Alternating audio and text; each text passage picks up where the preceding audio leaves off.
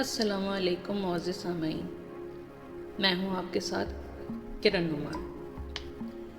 پیش خدمت ہے ابھرتی ہوئی معروف افسانہ نگار عینی عرفان کا افسانہ رجو۔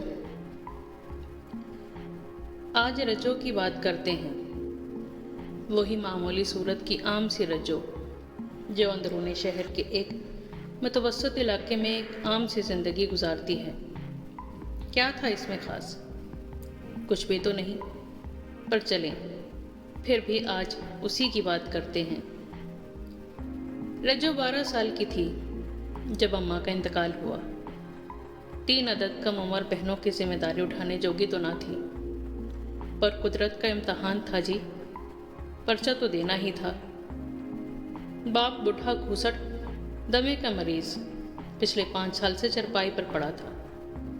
اماں جوان، خوبصورت، ہنرمند، سلائی کر کے 4 بچوں کی پرورش اور شوہر کے دوا دارو کا خرچہ اٹھا رہی تھی۔ کبھی کبھی دوا کے ساتھ دارو کا ذکر صرف محاورتاً نہیں کیا جاتا، پر خیر جانے دیجیے، کسی کا پیٹ کیا ننگا کرنا۔ مرنے کی عمر اور باری تو ابا کی تھی، پر اماں کو زندگی میں کون سی ترتیب ملی تھی جو مرتے ہوئے ترتیب کا خیال رکھتی۔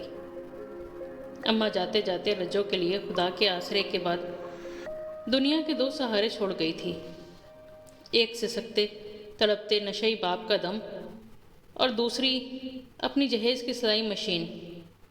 بہنوں کو پڑھانے لکھانے کا تو ذکر ہی کیا، پر کھلانے پلانے اور بیاہنے میں جو کٹھنائیاں اٹھائی تھیں ان کا حال 2 سطروں میں کب بیان ہوتا ہے۔ دکھتے جسم کا درد ہو یا خالی دل کی ہوک، سونی آنکھوں کی ویرانی ہو یا گھائل روح کی تڑپ، کسی کو بھی لفظوں میں ڈھالنا ممکن نہیں ہے۔ جی یہ تو وہ احساس ہے جو درد مند دل میں ہی محسوس کر سکتے ہیں۔ 12 سال کی عمر میں بہنوں کے لیے ماں بنی تھی۔ ارے نہیں، ماں کی جگہ بھی بھلا کوئی لے پایا ہے؟ یوں کہہ لیں کہ 12 سال کی عمر میں ماں جیسی بنی تھی، اور اب 42 سال کی عمر میں بھی ماں جیسی ہی تھی۔ دنیا کے لیے تو شاید صرف ہندسے بدلے تھے، پر رجو کے احساسات کو ان ہندسوں کی بھاگ دوڑ نے کتنا رولا تھا کیسے بتائیں۔ نہ شیشے جیسا بچپن ملا، نہ سونے جیسی جوانی، پر بالوں کو چاندی ضرور بخشی گئی تھی۔ وہ شاید بوڑھی پیدا ہوئی تھی، یا جانے بہنوں کو بیاہتے بیاہتے بوڑھی ہو گئی تھی۔ ابا آج بھی چارپائی پر پڑا کھانستا تھا۔ کیا ابا بھی بوڑھا ہو گیا تھا؟ نہیں، وہ تو ہمیشہ کا بوڑھا تھا، اور کیا بوڑھا ہوتا۔ اگر آج تک زندہ تھا تو یقیناً رجو کی دعاؤں کی وجہ سے۔ اماں کی سلائی مشین پیٹ کی بھوک سے بچاتی تھی، تو ابا کا دم بھوکی نگاہوں سے بچا لیتا تھا۔ اگر جلتے ہوئے آبلہ پاک کو اچانک ٹھنڈے پانی میں ڈالا جائے تو کئی پل تو سمجھ ہی نہیں آتا کہ یہ نیا احساس جلن کا ہے یا ٹھنڈک کا۔ رجو کے ساتھ بھی کچھ ایسا ہی ہو گیا تھا۔ محلہ پرانا تھا اور محلے کے لوگ بھی پرانے۔ برسوں سے 2 گھر چھوڑ کر کرم داد اپنے بیٹے کے ساتھ رہتا تھا۔ بیوی کے انتقال کو 3 سال ہو گئے تھے۔ پہلے تو کبھی دوسری شادی کا نہیں سوچا، پر اب بیٹا کراچی چلا گیا تھا مزدوری کے لیے، تو کرم داد اکیلا ہو گیا تھا۔ 45 سال کا صحت مند آدمی تھا، بڑے بازار میں تولیہ کا ٹھیلا لگاتا تھا۔ اچھی گزر بسر تھی۔ محلے کے چند دانہ بزرگوں کے مشورے پر رجو کا رشتہ بھیجا تھا۔ رجو کو سمجھ ہی نہیں آیا کہ آخر اب ایسا کیسے ہو سکتا ہے۔ یہ سب تو جوانی کے چونچلے تھے، اور اس پر تو جوانی ہی نہیں آئی تھی۔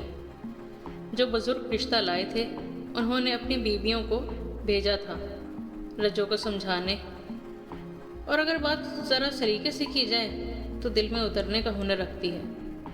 رجو کو بھی سمجھ آ گیا تھا، قدرت جب نوازنے پر آئے تو کفران نعمت نہیں کرتے۔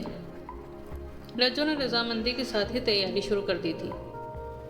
تیاری بھی کیا خاص کرنی تھی، اماں کی سلائی مشین اور ابا کی چرپائی، یہی تو کل اثاثہ تھا جو اسے اپنے گھر سے 2 گھر پرے منتقل کرنا تھا۔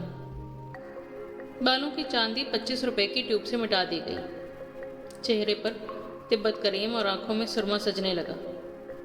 گویا اس نے عمر کے مراحل ترتیب بار طے نہیں کیے تھے۔ جوانی بھی آ ہی گئی تھی، بس تھوڑی ترتیب گڑبڑ ہو گئی تھی۔ سوکھے سے ہاتھوں میں مہندی تو کیا سجتی، پر اس نے ناخنوں کے لیے عرق منگا کر رکھ لیا تھا۔ پچھلی عید کا جوڑا بھی دبا دبا کر استری کیا تھا۔ دلہن بننے کے لیے اگلے جمعے نکاح تھا۔ اس کی 2 بہنیں بیاہ کر گاؤں گئی تھیں۔ وہ تو اتنی جلدی نہ آ سکتی تھیں، پر ایک بہن 2 گلیاں چھوڑ کر ہی رہتی تھی۔ اس نے اس کو بلاوا دے دیا تھا۔ جانے وہ خوش تھی یا نہیں اپنے احساس سمجھنے سے قاصر تھی، پر ایک سکون ضرور تھا۔ غیر فطری زندگی کون پرسکون ہو کر گزار پایا ہے بھلا؟ اس کی بہن کو جمعے کو آنا تھا، پر وہ بدھ کو ہی آ گئی، بلکہ یوں کہہ لیں کہ لوٹ آئی تھی، بالترتیب 4، 6 اور 7 سال کی بیٹیوں اور شیر خوار بیٹے کے ہمراہ بیوگی کی چادر اڑ کے۔ اتنی سنگین صورتحال میں نکاح کا تو سوال ہی پیدا نہیں ہوتا۔ جب تک بہن عدت میں تھی، رجو اپنے بارے میں کیسے سوچ سکتی تھی؟ نکاح کی تاریخ آگے بڑھا دی گئی۔ گھر میں رونق تو پہلے بھی کبھی نہیں رہی تھی، پر اب تو مانو موت کا سناٹا اترا تھا۔ اب تو لگتا ابا بھی کھانسنا بھول گیا تھا۔ اتنے سکوت سے رجو ہول جاتی، جا جا کر ابا کی سانس چیک کرتی، بہن کی بنان آنکھوں میں زندگی کھوجتی، بچوں سے بات کرنے کی کوشش کرتی، پر سناٹا ٹوٹتا ہی نہ تھا۔ دن رات پریشانی میں بسر ہوتے۔ اب ابا کی چارپائی ادھر جائے گی یا ادھر ہی رہ جائے گی؟ سلائی مشین کا صحیح ٹھکانہ کون سا ہے؟ یہی گھر یا 2 گھر پرے؟ کیا اب اس کے بعد اس کی بہن بھی رجو والی زندگی گزارے گی؟ کیا اب اسے نکاح کرنا چاہیے یا نہیں؟ سوچ سوچ کر رجو کا دماغ تھک چکا تھا۔ نہ کوئی بڑا تھا، نہ کوئی سنگی سہیلی۔ باپ مشورہ دینے جوگا نہ تھا، پر جب ایک ہی بات کو رات دن سوچا جائے تو فیصلے ہو ہی جاتے ہیں۔ جب جوڑے آسمانوں پر بنتے ہیں تو زمین پر نکاح ہونے سے کون روک سکتا ہے؟ بہن کی عدت پوری ہو گئی تھی۔ رجو نے پھر سے تیاری شروع کر دی تھی۔ اب کی بار بھی نکاح کے لیے جمعے کا مبارک دن ہی رکھا گیا۔ جمعے کی دوپہر کو نماز پڑھ کر رجو نے عید والا جوڑا پہن لیا تھا، سرما بھی لگا لیا، اور ناخنوں پر رنگ تو پچھلی رات ہی چڑھا لیا تھا۔ سپہر 4 بجے کرمداد نکاح خواں اور 4-6 مہمانوں کے ساتھ آ گیا تھا۔ نکاح بخیر و خوبی انجام پایا۔ نکاح کے بعد چائے اور نمکین بسکٹ سے مہمانوں کی توازے کی گئی۔ رجو، کرمداد اور دیگر لوگوں کے ہمراہ دروازے تک آئی۔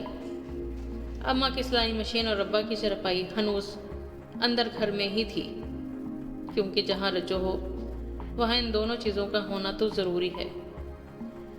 قربانی جب بچپن ہی سے گھٹی میں پڑ گئی ہو تو پختہ عمر میں فطرتیں نہیں بدلا کرتی۔ یہ لمحاتی فیصلہ نہیں تھا، 30 سال کی مامتا تھی۔ جوان بہن کو 4 بچوں اور بوڑھے نشئی باپ کے ساتھ ایک اور رجو بننے کے لیے چھوڑنے کا یارہ ہوتا تو جوانی کیوں رولتی ان بہنوں کے پیچھے؟ جب اس گھر میں پہلے ہی ایک رجو موجود تھی تو کسی اور کو رجو بننے کی کیا ضرورت تھی؟ بہن کو رخصت کر کے وہ 4 بچوں کو ساتھ چمٹائے اندر ابا کی چارپائی طرف بڑھ گئی تھی۔